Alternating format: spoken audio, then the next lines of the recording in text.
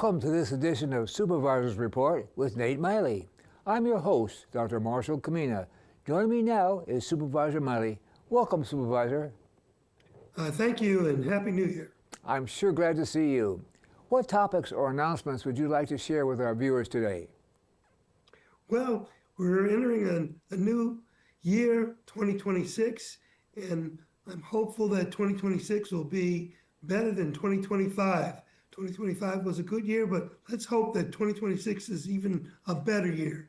We've got many challenges facing us, and my hope and desire is that we can address these challenges in a productive manner.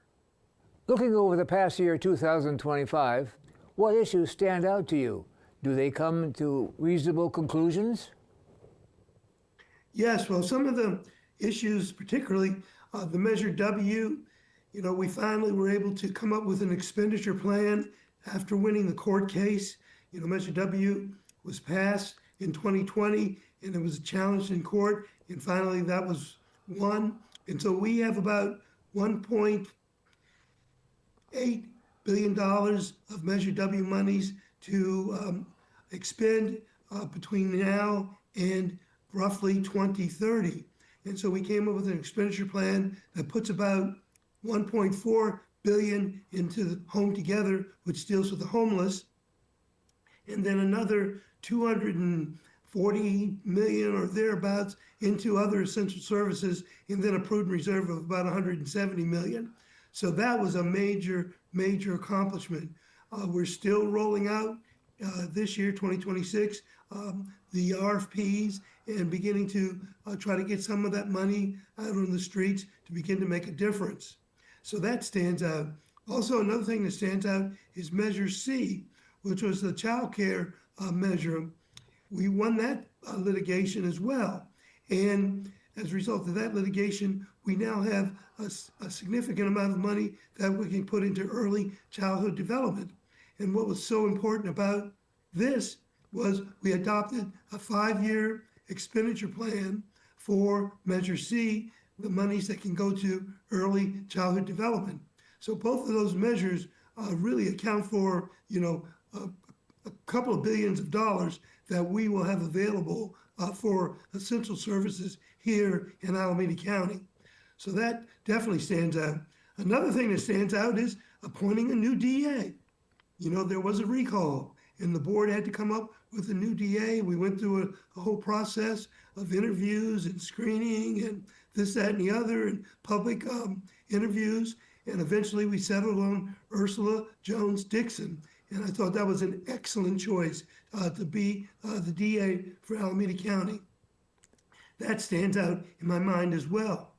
Another thing that stands out for 2025 that I think was really good was we held another, when I say we, the United Seniors of Oakland and Alameda County, of which I'm the president, we held another very successful Healthy Living Festival for older adults at the Oakland Zoo with close to 3,500 participants, older adult participants, 100 exhibitors, entertainment, resources, a free lunch at the zoo where seniors from all over the county could come and attend and get information, have physical activity, have a day of nurturing, networking, address some concerns that they might have. So it was another very good, successful day this past September, the Healthy Living Festival. I believe that was our 22nd annual Healthy Living Festival, if my recollections are correct. So those are some of the major items that stand out. And I would just say that it's good that, we got a new board member, Nikki Fortunato Bass, and we're trying to now all begin to operate in a cohesive manner as a board of supervisors, the 5 of us with our county administrator, our agency heads, and our department heads, because we do have many challenges before us. You've mentioned housing and homelessness is a true state of emergency for us. Furthermore, this issue is one of my top priorities. What's taking place now as you see it? Well, this coming Monday at the Health Committee, I chair the county's Health Committee, we will receive a report on moving ahead with the point in time count. Every 2 years, we're required to do a point in time count to kind of get a sense of how many people are unhoused. So we will commence preparation for that point in time count so we can determine the number of unhoused and the type of interventions that need to take place. We'll also receive a report on the county's homeless state of emergency so we can begin to see what measures need to be put in place and strategies need to be put in place to move forward with our Home Together efforts at addressing homelessness through our state of emergency. That's coming up this Monday at the Health Committee.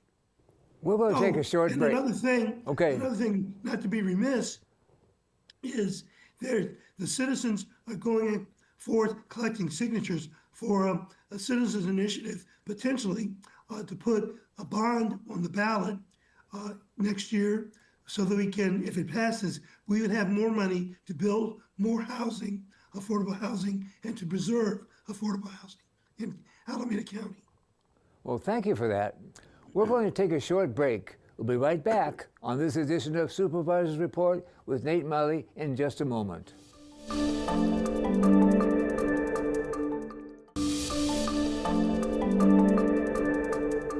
Welcome back to this edition of Supervisors Report with Nate Miley.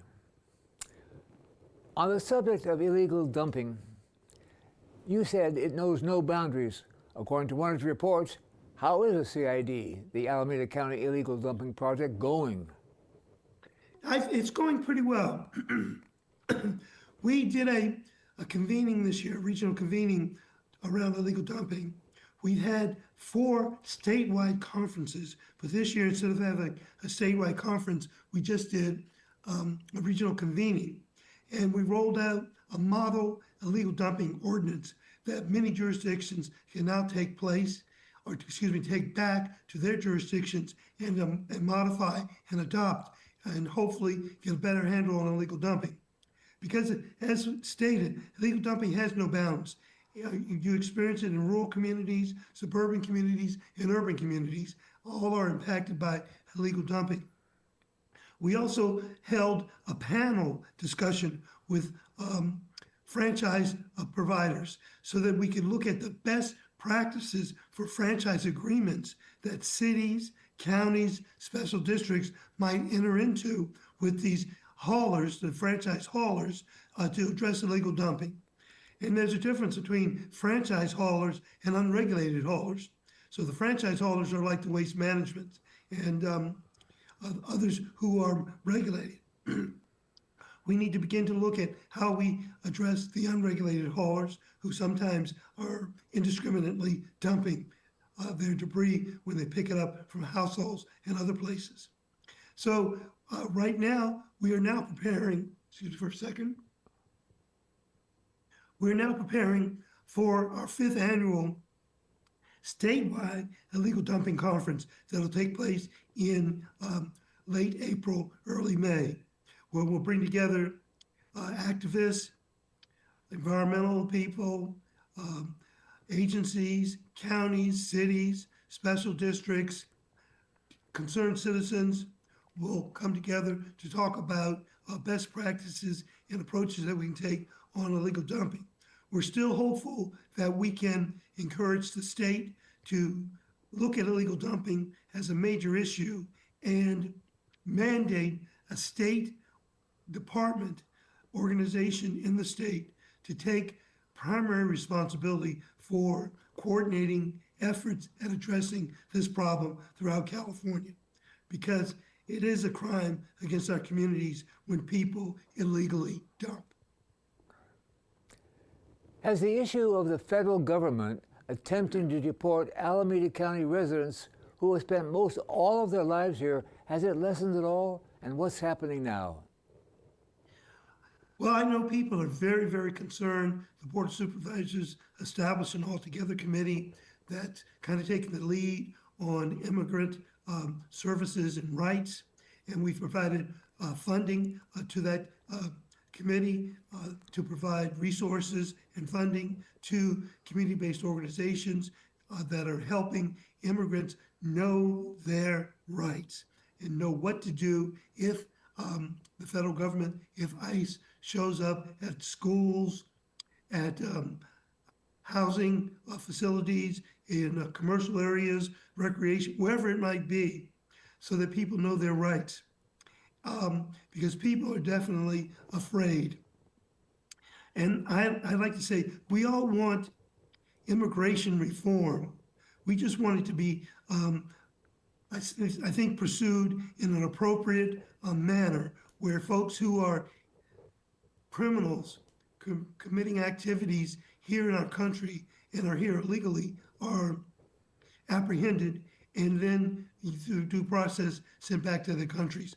We don't want lawful citizens and others who are undocumented or immigrants to feel fearful, because they do add value to our society in many, many, many ways. So we are continuing to be vigilant and watchful of the practices of the federal government. There are times things are brought to us that we can legally weigh in on with amicus briefs as the county. And then furthermore, we know that most ICE agents are just following the commands of their superiors. And if there were different commands being given to them, different ways of going about this, then there'd be different outcomes. Gotcha. Thank you. After more than 2 years of public discussion, the draft plan Bay Area 2050 Plus and the transit plan are up for review and comment. Please tell us a bit about these projects and where can people find more out about them? Well, both of these projects and plans are coming out of the Metropolitan Transportation Commission. And so folks should go online and Google the Metropolitan Transportation Commission, and then probably go to the website and then they'd be able to scroll down and look for those specific plans, Bay Area 2050, as well as the transit plans. I know right now with the Senate Bill 63, there will be on the ballot, or probably on the ballot in November, another citizens initiative about raising funding for public transit. That would be funding for BART, AC Transit, Valley, maybe not Valley Link, but I know for Livermore, Amador Valley Transit Authority, and other small operators, as well as other transit operators in Santa Clara County, San Mateo County, San Francisco County, and Contra Costa County, because this ballot measure will be directed at 5 counties around transit. And so citizens will have a chance to vote on that, and if they approve it, there'll be additional resources to help public transit in the 5 counties. So that I'm pretty confident will be coming to people this fall as another ballot measure. Thank you. How can people get more involved with the county? Are there any openings on boards or commissions, or how would residents find out about this? Yes, I think if people go to Alameda County, Google the county, look for boards and commissions, you'll see a whole list of the different boards and commissions, and then it'll also show you where there might be vacancies. You can also contact the Board of Supervisors clerk or each of our offices. Well, thank you, Supervisor. Thank you for being here today and updating us. I'm Dr. Marshall Kamina. Join us for the next episode of Supervisors Report with Nate Miley right here on Tri-Valley TV. Thank you for watching.